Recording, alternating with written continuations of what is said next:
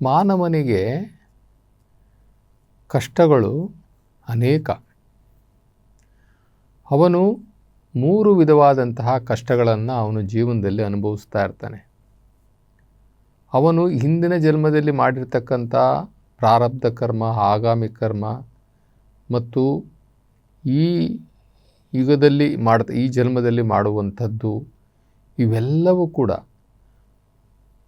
ಅವನ ಒಂದು ಸ್ಥಿತಿಗತಿಯಲ್ಲಿ ಅವನು ಅನುಭವಿಸಲೇಬೇಕು. ಈ ಸಂಚಿತ ಕರ್ಮ, ಪ್ರಾರಬ್ಧ ಕರ್ಮ ಮತ್ತು ಆಗಾಮಿ ಕರ್ಮ, ಈ 3 ಕರ್ಮಗಳು ಅವನನ್ನು ಬಾಧಿಸ್ತಾನೆ ಇರ್ತದೆ. ಅದನ್ನು ಅನುಭವಿಸಲೇಬೇಕು ಅವನು. ಅದರಿಂದ ಅವನು ತಪ್ಪಿಸ್ಕೊಳ್ಳೋಕ್ಕಾಗೋದೇ ಇಲ್ಲ. ಯಾಕೆ ಅಂತಂದರೆ ಇದು ಕರ್ಮ ಸಿದ್ಧಾಂತ. ಕರ್ಮ ಸಿದ್ಧಾಂತವನ್ನು ಕೆಲವರು ಒಪ್ಪೋದಿಲ್ಲ. ಆದರೆ ಕರ್ಮ ಸಿದ್ಧಾಂತವನ್ನು ಇಡೀ ಜಗತ್ತಿನ ಎಲ್ಲ ಧರ್ಮಗಳು ಕೂಡ, ದೊಡ್ಡ ದೊಡ್ಡ ಧರ್ಮಗಳು ಕೂಡ ಎಲ್ಲವೂ ಹೇಳ್ತವೆ. ಏನಂತಂದರೆ ಮಾಡಿದ್ದುಣ್ಣ ಮಹಾರಾಯ, ನೀನು ಉಪ್ಪು ತಿಂದ ಮೇಲೆ ನೀರು ಕುಡಿಲೇಬೇಕು. ನೀನು ಉಪ್ಪು ತಿಂದಿದ್ದೀಯ ಅಂದರೆ ನೀರು ಕುಡಿಲೇಬೇಕು. ನೀನು ತಪ್ಪು ಮಾಡಿದ್ದೀಯ ಅಂದರೆ ಅದಕ್ಕೆ ಶಿಕ್ಷೆ ಇದ್ದೇ ಇದೆ. ನೀನು ಪಾಪ ಮಾಡಿದ್ದೀಯ ಅಂತಂದರೆ ಅದಕ್ಕೆ ಪ್ರತಿಫಲವನ್ನು ನೀನು ಊಟ ಮಾಡಲೇಬೇಕು ಅನ್ನುವಂಥದ್ದು ಇವತ್ತು ಇದೆ. ಹಾಗಿದ್ದರೆ ನಾವು ಮಾಡಿದಂತಹ ಪಾಪಕರ್ಮಗಳನ್ನು ನಾವು ಅನುಭವಿಸಲೇಬೇಕು ಅನ್ನುವುದಾದರೆ ಇದಕ್ಕೆ ಪರಿಹಾರ ಇಲ್ವಾ? ಹಂಗಾದರೆ ಯಾಕೆ ಮತ್ತೆ ನಾವು ದೇವ್ರುಗಳ್ನೆಲ್ಲ ಪೂಜೆ ಮಾಡಬೇಕು? ಏನು ಪ್ರಯೋಜನ? ದೇವ್ರುಗಳ್ನ ಪೂಜೆ ಮಾಡೋದೇನಕ್ಕೆ? ಧ್ಯಾನ ಮಾಡೋದೇನಕ್ಕೆ? ನಮ್ಮ ಕಷ್ಟಗಳು ದೂರ ಆಗಲಿ ಅಂತ. ಹಂಗಾರೆ ನಾವು ಕಷ್ಟ ಅನುಭವಿಸಲೇಬೇಕು. ನಿನ್ನ ಹಿಂದಿನ ಜನ್ಮದ ಪಾಪ ಅಥವಾ ಈ ಜನ್ಮದಲ್ಲಿ ಮಾಡಿರ್ತಕ್ಕಂಥ ಪಾಪಗಳಿಗೆ ನೀನು ಕಷ್ಟಗಳನ್ನ ಅನುಭವಿಸಲೇಬೇಕು ಅನ್ನೋದಾದರೆ ನಾವು ಯಾವ ದೇವರುಗಳಿಗೆ ಯಾವ ಪೂಜೆ ಪುರಸ್ಕಾರ ಧ್ಯಾನ ಇದೆಲ್ಲ ಮಾಡಿ ಏನು ಪ್ರಯೋಜನ ಅನ್ನುವಂಥದ್ದು ಅಲ್ವರ? ಇದು ಪರಿಹಾರ ಇದೆ. ನಾವು ಮಾಡಿದಂತಹ ಪಾಪಗಳಿಗೆ ಪರಿಹಾರ ಇದೆ. ಪರಿಹಾರ ಯಾರು ಕೊಡೋದು? ಮಾನವರು ಯಾರೂ ಕೊಡಲಿಕ್ಕಾಗೋದಿಲ್ಲ ಅದಕ್ಕೆ ಪರಿಹಾರ. ಯಾಕೆ ಅಂತಂದರೆ ಪಾಪಗಳು ನಾವು ಮೇಲ್ನೋಟಕ್ಕೆ ಎಲ್ಲೂ ಕೂಡ ನಮಗೆ ಕಾಣಿಸ್ತಾ ಇಲ್ಲ ಅದಕ್ಕೆ ಪರಿಹಾರ ಹುಡ್ಕೋದಕ್ಕೆ. ಅಥವಾ ಕಾಯಿಲೆಗಳಲ್ಲ ಅವು, ನಾಡಿ ಹಿಡಿದು ನೋಡಿ ಅಥವಾ ಸ್ಪೆಥಸ್ಕೋಪ್ ಇಟ್ಟು ನೋಡಿ ಅಥವಾ ಯಾವುದೋ ಪ್ರಯೋಗಾಲಯದಲ್ಲಿ ತೊಗೊಂಡೋಗಿ ಮಾಡಿ ಪರಿಹಾರ ಕೊಡಲಿಕ್ಕಾಗೋದಿಲ್ಲ. ನಾವು ಮಾಡಿದ ಪಾಪಕರ್ಮಗಳು ಎಲ್ಲಿದ್ದಾವೆ? ನಮ್ಮ ಸೂಕ್ಷ್ಮ ಶರೀರ ಮತ್ತು ಕಾರಣ ಶರೀರದಲ್ಲಿದ್ದಾವೆ. ಆತ್ಮದಲ್ಲಿ ಬರೆಯಲ್ಪಟ್ಟಿದೆ, ಆತ್ಮ ಮತ್ತು ಮನಸ್ಸು. ಇದು ನಮ್ಮ DNA ಕೂಡ ಅದು ರಿಫ್ಲೆಕ್ಟ್ ಆಗುತ್ತೆ.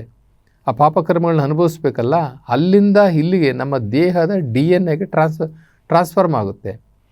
ಆ DNA ಮುದ್ರಿತ ಆದ ಮೇಲೆ ಅದರ ಪ್ರಕಾರವಾಗಿ ನಮ್ಮ ರುಜಿನಗಳು ಕರ್ಮಗಳು ಅವು ನಮಗೆ ಎದುರಾಗುವಂತಹ ದುರ್ಘಟನೆಗಳು ಇವೆಲ್ಲವೂ ಕೂಡ ಅಲ್ಲಿಂದ ಪ್ರಕಟಣೆ ಆಗ್ತಾ ಹೋಗ್ತವೆ.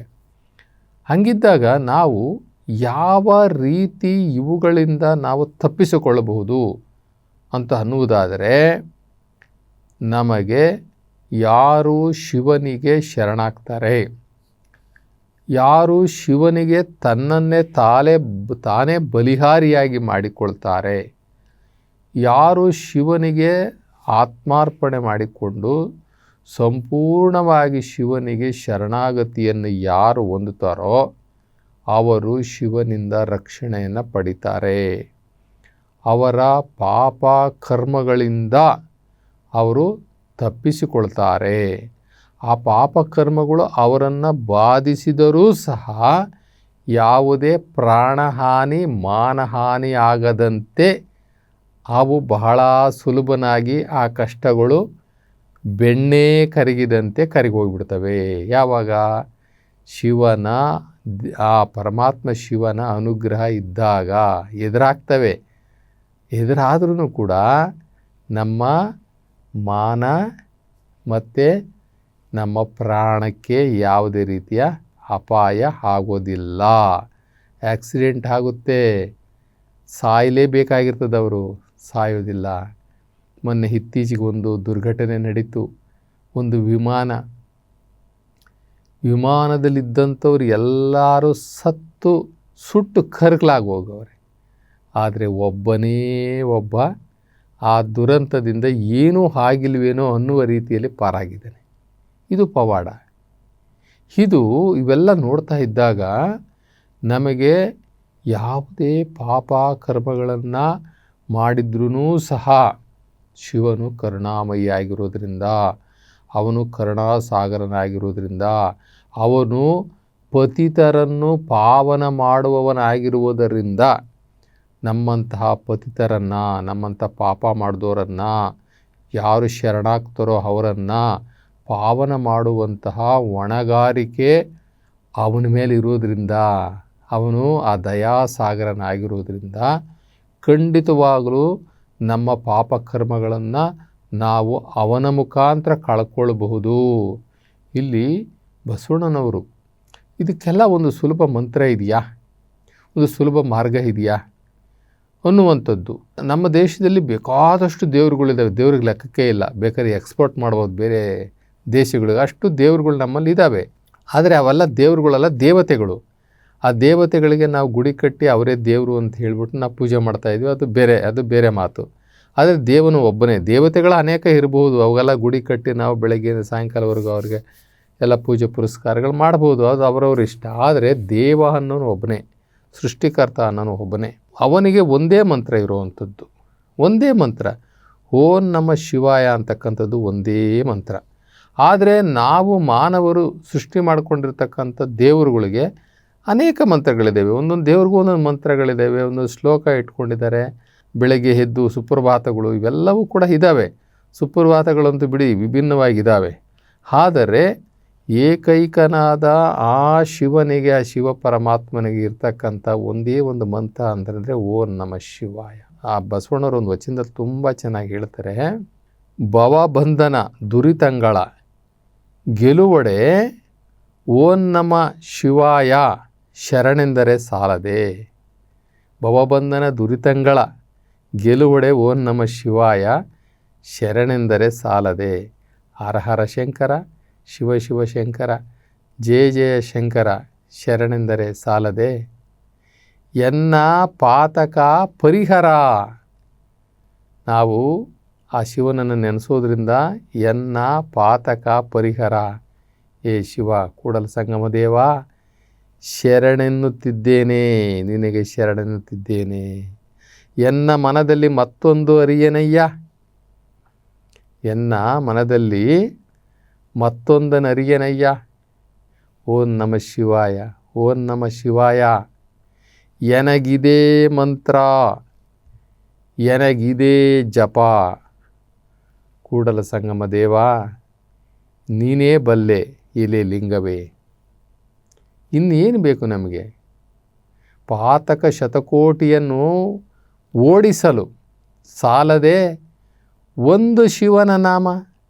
ಪಾತಕ ಶತಕೋಟಿಯನ್ನು ಓಡಿಸಲು ಸಾಲದೆ ಒಂದು ಶಿವನಾಮ, ಸಾಲದೆ ಒಂದು ಹರನ ನಾಮ. ಕೂಡಲ ಸಂಗಮ ದೇವ. ಹೀಗೆ ನಮ್ಮ ಶರಣರು, ಬಸವಣ್ಣನವರು ಎಲ್ಲ ಆ ಪರಮಾತ್ಮನನ್ನು, ಶಿವನನ್ನು ಕಂಡವರು ಎಲ್ಲರೂ ಕೂಡ ಒಂದೇ ಮಂತ್ರ ಇಟ್ಕೊಂಡಿರೋದು. ಯಾಕೆ? ಒಬ್ಬನೇ ದೇವ, ಒಂದೇ ಶಕ್ತಿ, ಒಬ್ಬನೇ ದೇವ, ಒಬ್ಬನೇ ಸೃಷ್ಟಿಕರ್ತ. ಓಂ ನಮಃ ಶಿವಾಯ ಅಂತಕ್ಕಂಥದ್ದು ಒಂದೇ ಮಂತ್ರ. ಈ ಓಂ ನಮಃ ಶಿವಾಯ ಮಂತ್ರವನ್ನು ನೀವು ಕುಳಿತುಕೊಂಡು, ನೀವು ಪದ್ಮಾಸನದಲ್ಲಾದರೂ ಕೂತ್ಕೊಳ್ಳಿ, ಸುಖಾಸನದಲ್ಲಾದರೂ ಕೂತ್ಕೊಳ್ಳಿ, ನೀವು ಚಿನ್ಮಯ ಮುದ್ರದಲ್ಲಿ ಕುಳಿತುಕೊಂಡು ಈ ಮಂತ್ರ ಪಠಣವನ್ನು ಬಹಳ ಆತ್ಮಿಕವಾಗಿ, ಆತ್ಮದೃಷ್ಟಿಯಿಂದ ನೀವು ಮಾಡ್ತಾ ಮಾಡ್ತಾ ಮಾಡ್ತಾ ನೋಡ್ರಿ, ಒಂದು 40-50 ಮಂತ್ರ ಹೇಳಿದ್ರಿ ಅಂತ ಇಟ್ಕೊಳ್ಳಿ. ಆ ಶಿವಶಕ್ತಿ ನಿಮ್ಮ ಮೈಗೂಡಿ ನಿಮ್ಮ ಮೈಯಲ್ಲಿ ಬೆವರು ಕಿತ್ಕೊಂಡ್ಬಿಡ್ತದೆ. ಆ ಶಕ್ತಿಯನ್ನು ತಡ್ಕೊಳ್ಳಿಕ್ಕಾಗ್ದಲೇ ತಲೆಯೆಲ್ಲ ಜುಮ್ ಜುಮ್ ಅಂತದೆ, ತಲೆ ನೋವು ಬಂದ್ಬಿಡ್ತದೆ.